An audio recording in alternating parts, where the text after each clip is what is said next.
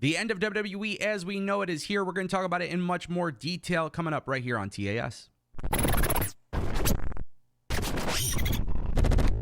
Now, if you guys missed it, I made a video the other day talking about Gable Steveson being removed from the WWE NXT roster. Now, the reason why I made this video was because Dave Meltzer came out with this report basically stating that he was gone from the roster list, right? Now, of course, as always, I say take every report with a grain of salt, especially when talking from specific sources. But we got to talk about this one because Gable Steveson was recently at a WWE NXT house show. Now, this opened up a ton of criticism for Dave Meltzer and Brian Alvarez on social media because literally a day after they missed, after the report came out that they were gone from the company and gone from the roster or whatever, here he is performing at a house show. Now Dave Meltzer is basically saying this decision is going to come down to Vince McMahon, which I actually fairly do believe because I think with Gable Steveson, he was kind of like a pet project for Vince McMahon. The WWE looked at Gable Steveson kind of like the next Brock Lesnar or the next Kurt Angle. And it was very obvious when you saw him on NXT television, despite the fact that he actually wasn't on television often.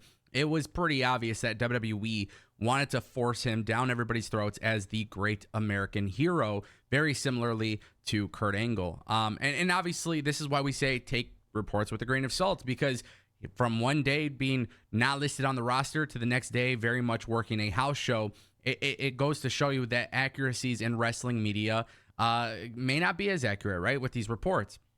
Now, the way I look at it with Gable Steveson is he has potential. There's a lot of potential there. But at the end of the day, you cannot force this guy down people's throats as the next Kurt Angle or the next Brock Lesnar. This guy had his first match with Baron Corbin, and it didn't get a great response from the fans in attendance. People are not in favor of this guy being there. And I think a lot of that has to do with some things that were reported about him in his personal life, as well as, his performance overall. With that being said, Vince McMahon probably will be the one to have a final say on Gable Steveson. And I think as far as we know it, I think WWE, Triple H, Nick Khan, Ari Emanuel, it doesn't really matter who's there. I think they need to take a very, very close look at Gable Steveson, what his ceiling actually is, and then create a proper plan for him to get there. Otherwise, it is going to be met with a lot of criticism. I also want to point out, too, WWE NXT has somebody by the name of Damon Kemp. Damon Kemp is the brother of Gable Steveson. And look, I'm just going to throw it out there. This guy's more personable. He has a character. He's very good in the ring.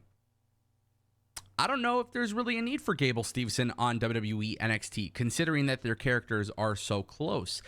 So that's going to be very interesting to see how everything unfolds. I'll keep you guys updated along the way, but I want to bring you that update. Another big update, LA Knight. This one is a little bit more interesting than I thought. We talked about the WWE contracts coming up. Sean Ross Sapp was able to provide a pretty damn big update on this. SRS of Fightful Select reported that the two sides have indeed been in talks, but LA Knight and WWE are reportedly far apart on money. The report stated that no deal has been agreed to and doesn't appear imminent, but they'll keep negotiating.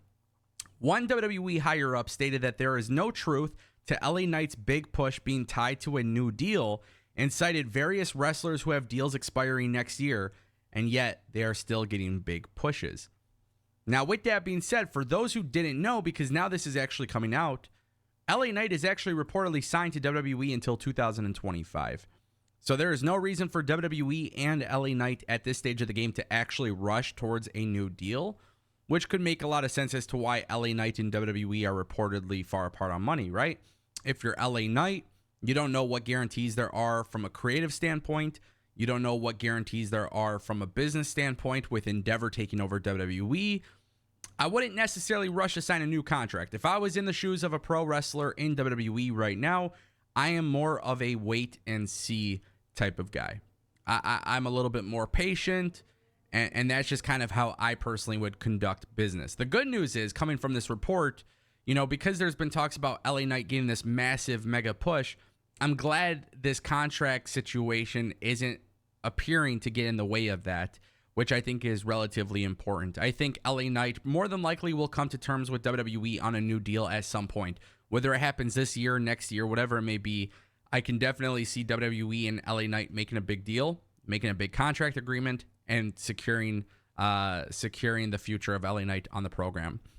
With that being said, contract season is going to be very important this time around. With Ari Emanuel and Endeavor taking over WWE, we talked about this a lot on the channel, but the UFC hasn't retained all of its top stars. I think one of the best examples is Francis Ngannou.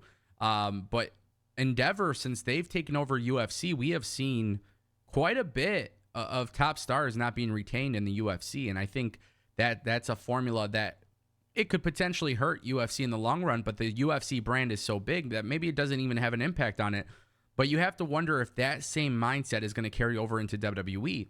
And that would be pretty detrimental. WWE has some very big names in their company. They're creating all of these IPs and all of these characters. I can't imagine investing so much in getting these people involved only for them to not really do anything. So I'll keep you guys updated, but as of right now, they are far apart on money, and hopefully LA Knight gets the bag. It's an end of an era for WWE. Vince McMahon is being replaced. It's official, guys. Tomorrow is the day. It's the most historic day in professional wrestling history because as it stands here on September 11th, 2023, it is officially the last day of Vince McMahon as the majority owner of WWE. Now, we don't know if Vince McMahon will be involved in WWE from a creative standpoint once he returns from his leave of absence. Keep in mind he had that surgery recently. But as of right now, WWE's day-to-day operations, it's going to be interesting. Let me explain why. We know Triple H is not expected to change. He is expected to remain as the head of the WWE creative. And we know that Nick Khan is obviously going to be the CEO.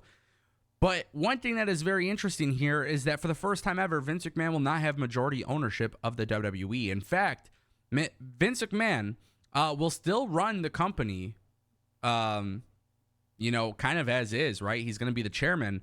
But Vince McMahon will be the executive chair while only owning 16%. Okay?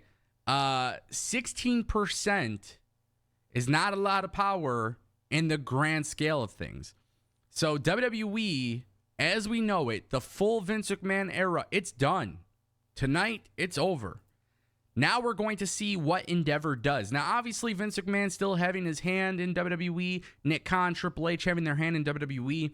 I'm sure that Ari Emanuel wants WWE to run the way it's been running, and I would have no problem with that as I believe WWE's product has been very, very good in the past year and a half. However, any slip-ups, any issues, any problems whatsoever with the WWE, Vince McMahon could easily point his fingers at Nick Khan. He could point his fingers at Triple H. He could point his fingers at anybody. But when it comes to having power on the board, Vince McMahon doesn't have much. And therefore, somebody for the first time ever in the history of WWE will have oversight over Vince McMahon. And I think that is going to be very telling. What do you guys think about Vince McMahon being replaced?